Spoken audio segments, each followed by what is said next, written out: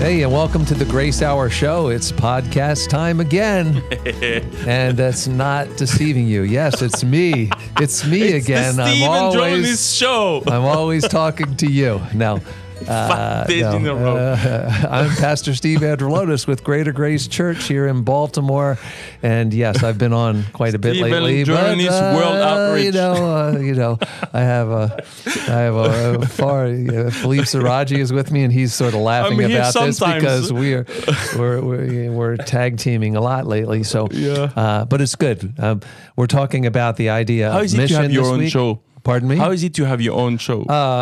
We just have to prepare. You just have to be ready to talk about a variety of things. It's like, some of the famous talk show hosts, they did spend lots of time just like getting themselves ready for their little discussions that they had there. Yes. So we hope that we're stimulating some thinking processes. I hope so. I mean, it's stimulating me anyway. Yes. But we're talking about training and preparation for a mission this week. So we're doing that by talking about 5 men in the Bible: Moses, Gideon. Is it David that's on Wednesday? I think David's on Wednesday. Is that right? Is it David on Wednesday? Then Thursday will be Jesus. That'll be an interesting one. Yeah. And then Friday will be Paul. So each of these men had different experiences as to how they got to where they were in leadership and in the mission and purpose that God gave to them. So today we're going to talk about the person of Moses, and very important. We have these 5 books of the Bible, the Pentateuch, the first 5. They are attributed to him. He was the leader of Israel at a point in history. He was given the Genesis record. He was given the legal system, the religious system. He was given all of the dimensions and the specifics of how the tabernacle in the wilderness was to be designed and built and decorated. Yes. So Moses has a lot. He's like one of those all-encompassing leaders. He got had to do a lot, and he had encounters with God, long encounters with God, 40 days, 40 nights with God. So we're going to talk about his preparation and how we can glean from what we read from Moses. Like there will never be another Moses. You will never be another Moses. No. Don't take up that stick that you found in the woods and try to divide the Chesapeake Bay and walk through on dry ground. Okay, I mean, you couldn't try. Okay, that's a warning to you watching the podcast. That probably will not happen. Yes. We don't want to hear of you on the news being rescued by the Coast Guard. Anyway, drowning with a stick. It's Monday. We gotta talk about this kind of stuff. Yeah. Anyway. Let's open it up here, Philippe. Your thoughts about Moses and why he is important for us to understand as a person and leader. Yeah. Before we do maybe some framing about the conversation itself, so, I mean, it will help me just stay focused on what we're trying to do. There's obvious things that you and I had to learn. Like we're both leaders in the church, and in different ways, because you're a pastor and I'm not. But I mean, in the sense that there's a fundamental difference between the way we do things in the natural and the way we do things in the spiritual world, right? So not in the way that natural is always bad. We do have talents, but those talents may not be useful or helpful in a spiritual environment. So I think for me, when I see this week, I'm looking at all these people like Moses today, Gideon tomorrow, is looking at what we can learn from them because we naturally enter into the spiritual things in the usual way, like we do in a natural way. So my soul clings to the dust. So when I face some issues, if I don't think with God, then I think with myself. So the whole idea of Romans 12:2, like the renewing of the mind, being filled with the Spirit, this is really what we're talking about here in a sense, because I think can a CEO or a company run the operations of a church successfully? Yes. But will he at some point get in the way of the vision of the church? One question I remember in a meeting we had about budget, in the church, for example, Pastor Shala, he would we're discussing the thing, and then we try to have a balanced budget every year because we want to be good stewards. Yeah. So there is technical things that needs to happen. On the other hand, the question was asked just for us to have this conversation. At what point do we trust God? I see. Are we limiting the vision to what we can afford? Or are we trusting God for more? And anyone who is in the business world will tell you, well, we don't have the funds for this. We don't have the fund for this, which I understand. There's wisdom. That's why we have in our church a board of trustees. Yeah. But I'm trying to give you give guys just one example of saying when we talk about this week, we're looking at a man, for example, like Moses, who spent 40 years with the Pharaoh. What did he learn? We don't know. The Bible is not specific. What was he exposed to? Yes, what did he exposed to? But did he have to unlearn things? And I would say one hint would be the way he dealt with when he killed that Egyptian, beating on the Hebrews. That would be his natural tendency. So would that be helpful? Because he went from this to being the meekest man on the earth. Did God do something? Did God transform his thinking? So I think for me, this is what we're talking about this week, is realizing no amount of talents, natural talents, can be helpful in any way in my spiritual life. Yeah. But, like for example, you're a good singer, you play music. You can take your natural talents, because you had them before you were a Christian. You can take your natural talents and submit them to God, and he can use them. Yes. But if you were using your talents like the world, you would want to be on stage for your own sake. But then when you go on stage because you walk with God, then it's for the glory of God.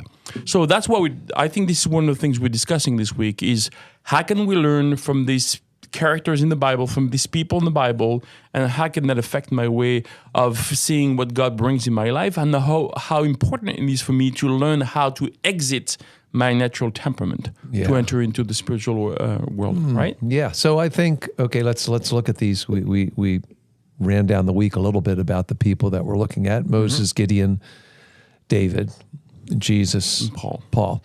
So take Jesus out of it, different dynamic. Absolutely. But the other four men, we know, how did they get to where they were? And we know that God chose them. Yes. God put them in their places. So we know that Moses was alive by grace. Yes. Read the book of Exodus. We know that his mother sat him in a pitch-covered basket, and Pharaoh's daughter found him and rescued him, and he was given back to his mother for nursing and nurturing until he was more like a toddler, maybe first grader or something like that. We don't know how long that period was, but perhaps what was the education of Moses, right? What some of the early preparation we know was in his literal home with his real mom. And then he was taken to the palace of Pharaoh. But apparently he did. It says that he recognized his identity as a Hebrew, living as an Egyptian, and that's why he reacted when one of his family members was being attacked by an Egyptian. He killed him. It's like, like you said, he had to unlearn that kind of dynamic. And so we know that he was sent for 40 years in the desert. And while he was there learning how to be a shepherd, married to Zipporah, and then he saw a fiery bush and he drew near and God spoke to him. Yeah. And so, we see Gideon. Gideon was met by the angel of the Lord. Yeah. We know David was anointed by Samuel, had a great victory on the battlefield. And then we know that Paul was knocked to the ground by a light from heaven when he was on his way to destroy the church. Yeah. So we know that all of these men had... so how do we reconcile that dynamic? Is like all of us as believers, leaders, we are chosen by God. We are fitted into his purposes by grace, right? Yes. Yeah. I think when we have these names for the week, but look at every character in the Bible. Everyone, like you and I, resort to our natural resources when we don't walk in the Spirit. And that's what we have to unlearn. Yes, can you be a Christian and disciple and fall into those traps all over again? Yes, of course, there were sin abound, grace much more abound. But when God calls you into a mission, when God calls you to leadership, he also calls you in not a different category, but he has more standard in looking at your life. We see that in the pastoral epistles with the list of requirements for the elders are specific to the elders. There's a lot of things there, and none of those things can actually work on a daily basis unless you walk in the Spirit. Like if you and I can accomplish the work of the Spirit without the Spirit, then it's not the work of the Spirit. Yeah. So I'm looking at, Moses is one, he gets mad, he kills someone. Abraham gets afraid and he lies about his wife, and you can go to Gideon. He's afraid. So he's going to his natural temperament, asking God for more proofs. Yeah. I think about Gideon. I mean, we're anticipating tomorrow, but it's fascinating to me when you think like, I don't know, when you put a fleece, he puts the fleece before God, Yeah. and he gets exactly what he wants. Yeah. Like, let's reverse it tomorrow. Like, why? Because and God was amenable to that. He humored him. Yeah. So that's also interesting because I think it's one thing that is also, because I'm saying, when I say like specific requirements for leaders, we might all feel disqualified. But there's one thing that God knows, that we're but grass that withers. So that's why he's going to give Gideon two tries. That's why he's going to give Moses a lot of room to grow. And I think what we're discussing this week and today in particular is, okay, look at Moses' life. He's a hero of faith. Yeah. Of course, he is, like according to Hebrews 11, but it's not because of who he is. It's because of what God did in his life. Yeah. Right? And that qualifies you and I. Yeah. So I think, Moses was, his life was saved because of a brave mother and then a compassionate woman taking a bath who just happened to be a relative of the king, the Pharaoh. Also, he had this tragic failure, this destruction that he did, and he was driven away from where he had learned, we don't know what he had learned, but we know that those 40 years were not certainly spent just wandering around Egypt. He was learning things, and he got exposed to the idolatry, I'm sure. That was one thing. But I think one thing that we need to recognize is his awareness. And in all of these cases that we're talking about and in the other people in the Bible, when the voice of God, comes to you, when the presence of God is there, how sensitive are you to that? Yes. Like, so here's Moses is on the wilderness for the fact of his failure, but he notices this bush that should have just, lit up and like fell to the ground as ashes, but it wasn't burning up, and he went nearer and nearer, and then God spoke to him. Like, imagine that. Imagine you start a fire in your I don't know what kind of grill you have, but I use charcoal grill. I don't have a charcoal grill right now because I live in an apartment. I'm not allowed to do that. And that's a whole story. But anyway, but imagine like if something speaks from your charcoal grill, it's like, would you answer it? Would you answer it? It's like, somehow Moses, when he came close to it and God said, Moses, Moses, am I hearing things? Wait a minute. Yeah. And I look over to the sheepfold over there.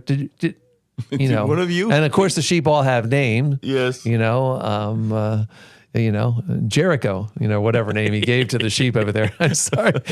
Did you just say something? And because again, we have Balaam who had a donkey talk to him. Yeah. It's like, so here's Moses is answering a voice from fire. So, it seems that that's a qualification is like the sensitivity to hear the voice of God and recognize the presence of God, correct? Yes. Yeah, I think recognizing the presence of God is what makes us aware of the importance of what I mean, so we're going to use that drawing Pastor Charlie uses a lot in his services, when he preached the house with 2 floors. 2 floors, yep. I think this is what we're talking about. The first floor is the natural way we think, and we all live there. And the second floor is thinking with God. And so the point, I think, for me, when I look at this, and I've heard him say this several times, is that it's not that I have to live in either floor. It's either I live on the first floor or I live on both.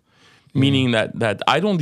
We're not saying that like the natural life is the strict opposite of the spiritual life, is that God has something to tell me about this natural life.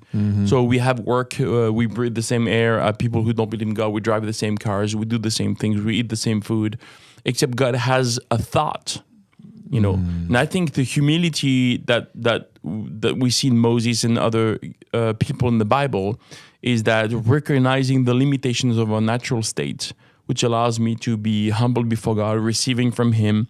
And when I see Moses in front of the bush, he had to learn something he didn't know. Because, first he goes to the bush. That's odd, a bush that doesn't consume itself. Then the bush that speaks. And then the bush that tells me I need to remove my shoes. Yeah. So Moses didn't remove his shoes. He didn't know. So it's almost like God has to guide us into an understanding of things we don't know. And at this point, he's called by God. He's going to do something he never thought he would. And we know the story. He's going to dispute with God at some point. I don't know if I'm capable of doing this. Yeah, I can't talk so good. I look at my resume. I don't have the qualifications. I don't have this specific certification. I didn't go to college, whatever that is. And God is saying, well, I'm equipping you. And I think the first thing that we see in the preparation for Moses is that we encountering God. That's what the Christian life is, like meeting God. And I think when you look at the Bible, especially I like to read in the Gospels or in the Book of Acts when people meet Christ for the first time once He's resurrected, and how did that change their life forever. Peter was a coward and he was the most courageous guy, and then why? Because he met the resurrected Christ. So when we look at Moses, when you look at our lives, what are we looking for? Do I have the courage to do what God wants me to do? I do not have it unless I meet the burning bush, unless I'm instructed by God how to live my life. And then I find myself, like God gives me the call and gives me the means to enter the call. And that's, I think it's one of the great lessons we are going to learn this week. Yeah. So, so you talked about that, like the sense of insecurity that he had, and God had to work him beyond that sense of insecurity. Look, I don't talk so well. My tongue doesn't work the right way. I'm not going to be able to speak to thousands of people. Why would they listen to me anyway? And so he starts to ask, the engagement that goes on. This is the big thing, I think, with all people that we're talking about here, these kind of people, is listening to God, engaging with God, having an intimacy with God. Some of the things that we learned in our sermons yesterday, the voice of God from Pastor Matt Garrett last night, Pastor Schaller in the morning, talking about the intimacy that we have, the two pillows, those kind of things, having this kind of, and here's somebody sensitive to what's going on.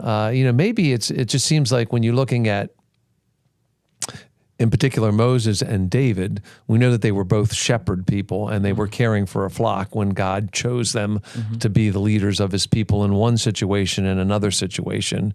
Enslaved in Egypt here, crying out to God for deliverance, and God finds Moses as the answer for this.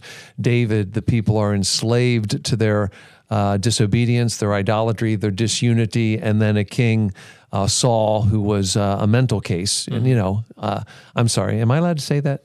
Is that... He had a problem. He had a problem with insecurity, overwhelming insecurity. Yes. If I say a word that's like not acceptable anymore, just please forgive me. But in your defense, though, it's something I say. I'm going to open a parenthesis. Sometimes, it's funny how today when you use the words, like you use it from. It's like if I read the Bible. The words in there that are not in use anymore, but I'm from this time. So I think sometimes I'm using words. People say, "Well, you can't use this word." Well, I guess I can't today, but I mean, you have to understand when I use it come from where I come from, which is, right. So let's not make a big deal. Where have you been? Yeah, well, let's not make a big deal out of a small deal. Anyway, what did I say? Hey, so I'm just thinking, like Moses, learned what he learned educationally. Yes. Maybe he may have understood, like, because when he's giving the Genesis record, how much of that stuff, where did the story of Job come from? We know that these pieces of literature are dated to the same time frame. Did Moses introduce the story of Job to people because he learned about this guy while he was in the palace of Pharaoh? We don't know. We just know that, and on this, what kind of relationship did he have with God in those 40 years in the desert, watching the flock? Being a father, being a husband, being related to a priest, some sort of a man who worshipped the Lord in Midian in a different way, but not in according to the way that God was going to teach Moses how the people of God should worship the Lord. So we hearing God, recognizing His voice, doing as He is told. This is like a capacity. That's how He became, like you said, the meekest man on the face of the earth. He could listen to God and do what God told him. Correct? Right? Yes. What do you have to say about that? Yeah. I just got off guard by looking one of the... I can't see it over here. Yeah, it's like, well, thank God. Can you repeat what you just said? I'm easily distracted. I'm not as young as I used to be, so what's the expression? You're going to go there, huh? Yeah, but I mean, some of us age faster than others, okay, so right. don't worry about it. All right. So, okay, all right. I'm approaching 64, everyone, and so I'm 12 years younger, but my brain is about 15 years older. I'm wandering through my apartment singing that old Beatles song, "Will You Still Love Me? Will You Still Need Me When I'm 64?" I'm just wondering. I'm sorry about that. I'm sorry for the pop culture reference. It came just out of my mouth. I'm straight to today. A lot of my friends who are my age from high school are talking about this. Yes. Where are we? The great interesting. No, I don't want to. No, yeah, neither. We won't talk about that one. Do you think okay, skip that one. What were you distracted by up there? I tell you, I'm easily distracted. What were you saying earlier before I distracted you? I'm sorry. Sebastian's it's Monday. Those two guys are old. We're going to get back on track. Hopefully, we'll do better tomorrow. Yeah. The preparation process, the idea of being sensitive to the voice of God, the initiation of God. God comes to you, answering the call. I think a turning point in human history is the offering of Isaac and Abraham. Yes. I've just I read a rabbi, a Jewish rabbi, Orthodox Jewish rabbi, wrote a book, and he talked about the significant thing about the offering of Isaac was that God told him to offer Isaac, and then God told him not to. And the significance there is that Abraham believed the voice of God in both cases. Yes, because if Abraham was just a religious person offering children, child sacrifice, offering this kind of sacrifice was not unknown in the days of Abraham, especially in the pagan culture he came out of at Ur. So when he heard God say, okay, no, don't do it, it's like he knew enough that the voice of God was this time, and then the voice of God said this. It's like, when you ask Francoise, your wife, you say, would you like to go to this restaurant or this restaurant? And then on your way, I really don't want this kind of food. I'd rather have this kind of food. You got to turn the car around and go to the other thing. And you don't, it's like, and maybe you're slightly annoyed because you had prepared your palate for this food. But it's like, when Moses came to that, something in him, right? Yes. Something in his heart said, this is a transcendent voice that's talking to me from this burning bush. Yeah. I think God knows what it takes for him to get our attention, right? When you look at how you said earlier when you and I were prepping this morning, you said like it's funny, you take all the people in the Bible, none of them are dealt by God in the same way. Yeah, I think it's God different relationships. Yeah, I've heard, I think was it Pastor Butch Vieira who used to say God addresses capacity. I like this idea. Like maybe it takes someone like Moses, a burning bush. It will take Abraham, or Jacob, a vision. It might take Paul to be struck down from his horse on the way to Damascus. It will take, you think about the stories, it will take David to face a lion and a bear, maybe, before he was called into the battle with Goliath. God knows how to address our capacity. And I think it's interesting because I like this expression. I think I've heard Pastor Shibeli said several times, God does not call the equipped, he equips the called. Okay. And I think it's one way to address what we're saying today is, like, are we capable of doing anything in the kingdom of God by ourselves? The answer is absolutely no. So what I see is, like, just a story. Sebastian, who is our producer here, we come from the same country. We both come from France. And when I was a teenager, between the age of 15 to the age of maybe almost 18, I didn't really walk with God, right? I don't know. I just wanted out. I wanted out like everybody, you know, like when you're certain. So I was in the church for a couple of years, 13 to 15. So I did everything I could to get out, you know, and in one way I just tried to convince myself God was not real. And then when I compare what the world offers and what the church offers intellectually in terms of response of the fundamental questions of life, I realize, well, it makes more sense when I hear from my friends, you know, in the church tells me more. So I go back. And then what happened really is I think so. A month after I came back to the church, maybe a month and a half, one of the pastors in the church calls me and says, "Hey, I'm preaching tomorrow morning. Do you want to do the intro?" I'm thinking, I'm not capable. Yeah, I just, you know. But in his mind, he's thinking, I'm going to reach out to this guy, you know, and maybe he learns more about life than most people that stays in the church. So I remember I spoke about 1 Corinthians 13. I remember exactly what I said. Like I was 18, so it was like a few decades ago. And the point being is that I didn't feel capable. But I said yes just because I thought, okay, well, you know, it's for me it's like almost like a new conversion. I'm excited with God, so I go and I do it, and I had so many good feedback from people saying, well, it was so edifying, thank you. And I realized, well, maybe there's something in my life that God could use that I was not aware of. And he brought me to Bible college. So the next month or so, I enrolled in Bible college because at the time we started later. We started in October in France because we followed the French university system in terms of semester and everything. So, and I don't think if I wasn't called to do that intro, which seemed completely unwise and out of place, but God knew how to address capacity at the time and give me a chance of thinking maybe you didn't find your way in the world. Maybe God is saying, maybe you'll find your way in the church. Maybe I can use you, you know. And it took like this simple intro in the church by somebody asking me to do it and getting some edifying feedback to realize, okay, I'll go to Bible college. It was simple as that. So it's something very small. But God knew if he would touch me where it was sensitive, like maybe I felt at the time the only way for me to follow God was to have this idea that could be useful. Otherwise, I wouldn't. I think it's when you're young, you try to find that in your life. Okay, what is the meaning of my life? So was it the best sentiment to have on the topic? Probably not. But God knew where I was, and he took me out of where I was to bring me where I am today. And none of it's not spectacular. It's not like a particular anything. But God knew how to address capacity in my life, and I think this is what we're talking about. Yeah. And if you feel equipped and capable of doing God's work, then you have more problem than those who don't. Yeah. Basically, right? Yeah. So I mean, question is like, could Moses have done what God called him to do at 40?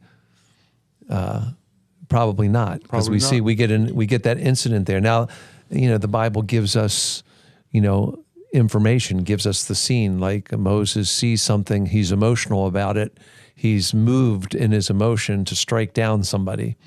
He had to, you know, that part of his personality, you know, which is also, you know, given by God, had to be, you know, trained in a certain way. And he learned that at 80, he could listen to God and he could go and do what he had. And he had to be bold in terms of going before Pharaoh. This is like, it's the leader of one of the most significant empires on the planet at that time. So he's got to come in and talk to Pharaoh on these several occasions and have the confidence that what God told him to do is actually going to happen. And I think that's a big thing. And, you know, so we have two parts of Moses' life there when he confronts Pharaoh. And he's confronting what he used to be. He's confronting his past, really. He knows these people who are watching him do these things because he grew up in that family. And now he's got to lead out the next, the confused mob that goes out with him. And then there's a whole nother dynamic. Now he has to lead this flock. And we know that he was a victim of conspiracy from his family, Miriam and Aaron, you know, both thought, hey, why should you be large and in charge? And then we know that there was the Korah rebellion. That was another kind of rebellion. And then we know the spies that came back and they spoke of stoning Moses. You know, all of these things Moses had to develop, you know, his character in a certain point to listen to God and know it was God's voice. And, you know, at other certain points, God invited him up to speak to him, and he had to deliver these kinds of things. Like so, in the context of his mission, he just had to be faithful to listen to what God told him to do. Come on up on the mountain. I got something to give you for all these people, and they had to take it back down and face them in their disobedience and everything. So, I think that 40 years in the backside of the desert, I don't know how much meditation he did. I don't know how much conversation he had with God, but it must have been something that was happening in his heart. That's what I'm just guessing. I don't know this for sure, but when the bush spoke to him and when God finally got him beyond his reluctance, Moses went and did as he was told to do. Yeah. And, the thing is are you prepared for that? Am I prepared for that? I mean, I'm an older person at this stage. Am I prepared for what's next? I don't know what's going to be. Am I prepared? I have some ideas that I think that God is telling me what's going to happen to me in the next 5 to 10 years. If it's there, I don't know. Nothing's promised to us, you know? So, I'm a lot more ready for what I am for some of the things that I'm doing now than I would have been when I was 44, 20 years later. Yeah. I've learned some things over the course of my children are now my teachers. Yeah. Literally and figuratively, my children are now my teachers in some way. I'm learning things from them just because, they're growing up in this generation and I grew up in that generation. Yeah. And like we had the clock. I speak from this generation and the words of this generation, and I got to learn from this generation. So I'm thinking his mission, the story of Moses, how can we apply? Be aware of the voice of God, listen to the voice of God. Yes. If you have a fearfulness, then you got to ask him to give you the boldness that you can have by the Spirit. Yeah, I think it's one thing that we learned in the Christian life is, you have this idea, if you, my wife likes to grow plants, so we have you buy a small one, and if it's going to be exposed to some wind, then you're going to put a branch or a stick or something like a tutor to help it, help it grow. And at some point, when the main stem or the trunk is strong enough, then you remove it. It wouldn't mean anything to have a stick, next to hold a 100 oak tree. That would be ridiculous. But in the Christian life, you never outgrow your tutor. That's the point. You can't outgrow learning. You can't outgrow the reading of scriptures. You cannot outgrow obedience. You cannot outgrow being dependent on the Holy Spirit. That's one thing that is different in the world. Like if you go to university, you have your 4-year degree, you're good for your career. Some careers you have to do certifications and stuff, but the Christian life is not the same way. It's like I think we see that with Moses again. Everything you said what he went through, it was a learning experience for him every single time. He had to go to God every single time. And look at we could talk about Joshua, for example, when he learned the valuable lesson when he lost the battle of Ai, because that's the one time that at least we've seen scriptures that he didn't consult God on an issue. And then when you build, when God gives you a victory and you think the victory is yours, like we fought the battle of Jericho, it was so easy. We just had to walk around because we're great people. And it's not because it's a great God. So we go to Ai, we don't need that many people. AI is smaller. I'm doing my calculations. I need 30,000 people. I don't need the whole gang. Let's go. And then we get defeated. And then we cry in a corner. I thought I was a big guy. I thought I could do a miracle. And God says, no. First, then there was a lie in there. But also, if you have consulted me before you got AI, I would have brought up the sin, and before. So what's the point? I think the point is what you were saying earlier. I think one of the things that we learned from Moses and Gideon and these guys is like, okay, I think one word we could use is life of dependency. Obedience for me and repentance, it seems to be like big words. Oh, they won't use those, they are scary. No, it's just another way of saying I have a life of dependency on God. Like obedience is mean like if God tells me to do something, I do it. If He tells me not to do something, I don't do it. And I think it's I mean, in leadership in particular, I think, what is scary for me when you have, we don't have the lives of people in our hands. Like we're not neurosurgeons, of course, like they won't die if we make a mistake. But then, it still have this weight of praying, going before God and realizing I do not have the right word for this situation. I do not write the right counsel for this situation. So Moses had to unlearn his experience in Egypt, had to learn the ways of God. Yeah. And then he had to learn the ways of God as he was doing the work of God. So it's not like I was in the world, I went to Bible college, now I'm good to go. So you had to unlearn some things, and you have to learn more of things, because we never know how we ought to know, as Paul says in 1 Corinthians 8:2. And that is a great lesson for us. Just like Moses, he went through trials in his life, and he had to go to God every single time. And when he didn't, or when Joshua didn't, we know how that happened for him. So I think dependency is a big word. Yeah, you have to. And it's kind of interesting.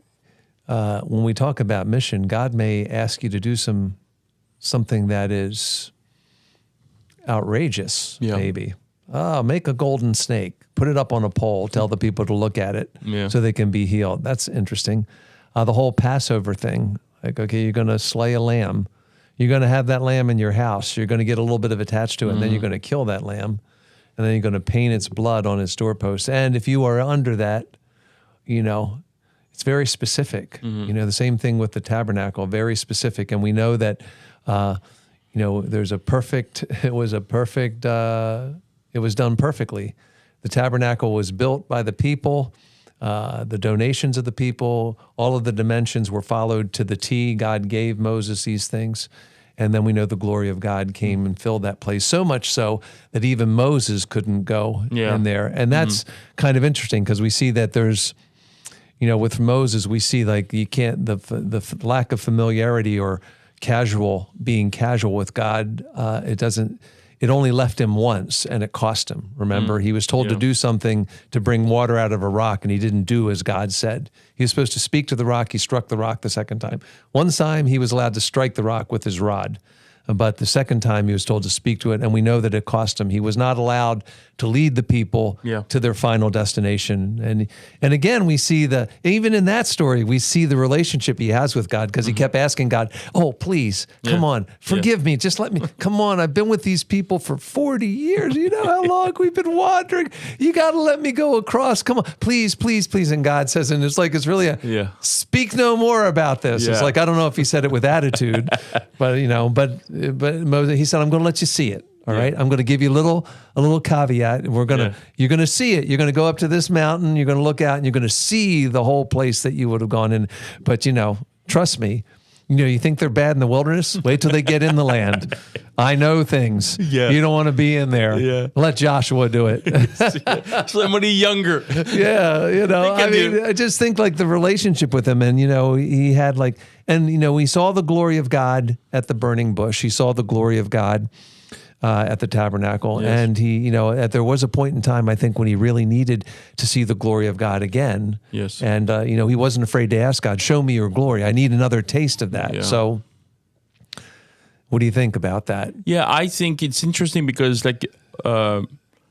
Moses, just like Abraham when he negotiated, with God about Sodom and Gomorrah. Yeah. I think it's about Lot. And I think it shows level, if you want to call it this way, of intimacy with God, but that didn't take away the respect. That's right. Like every time Abraham asked questions, if I may, if I may ask the question one more time, So there's I think, and that's what I believe. It's really a story of knowing God, because knowing God is not like being familiar with Him in the wrong sense. But feel comfortable, just like Hebrews 4, 16. We are entering into, what's. I'm sorry, I have it in French in my head, so it doesn't work very well. I mean, it could work very well, but I don't think people will listen to, So anyway, Hebrews 4, we enter into His throne with boldness, right? Yeah, come before His throne with boldness. Yeah. Let us therefore come boldly to the throne of grace, that we may obtain mercy and find grace to help in time of need. And then when thinking this, I see in this just what I see in Moses and Abraham. We go to God not because we have this special VIP pass. Mm-hmm. Hey, what's up, dude? I'm just thinking maybe I'm going to praise you for a minute, and then high five and I'm out of here. It's like this, not that, because it's just like there's this this assurance of being welcome in the presence of God, but also there's this awe of being in the presence of God at the same time. Fear of the Lord. Yes, and what I see here is the same thing. We call boldly into the throne of grace, but we come in time of need. I mean, I'm not there just to shake hand, do a high five, and secret handshake. I'm here because I'm a mess. So I think same thing. Like Abraham is like, I'm weak, I'm nothing, but in the same times, I can talk to God. And I find myself in the same place because when I'm told to go boldly into the throne of grace, the word boldly describes me entering in His presence for a time of need. Not because I'm feeling great. So I think this is a good lesson also, realizing entering God's presence, nurturing this meditation and life with God has nothing to do with us being capable or worthy of this. Moses, he felt he could ask God. Abraham asked things from God with boldness and respect and fear at the same time. And I think that's a great lesson for us, just to realize that God is not my buddy, but He's God. There's a good amount of fear in my request, but in a good kind of fear.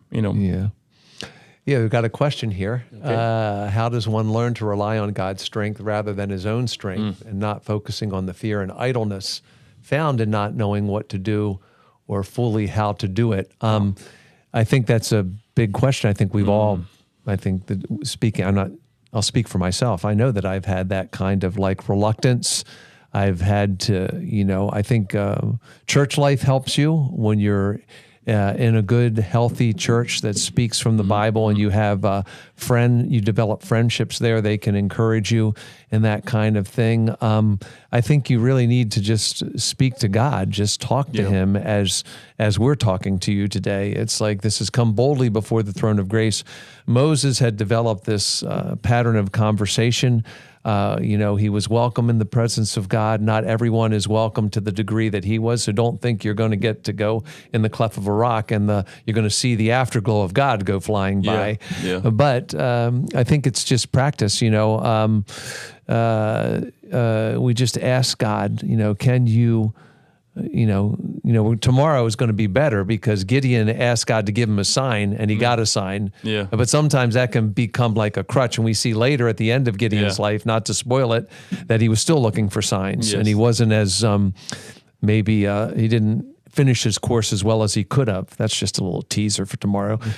Me and Philippe will be back again tomorrow. So you want to come back on the podcast and be a part of it and subscribe and all that kind of stuff.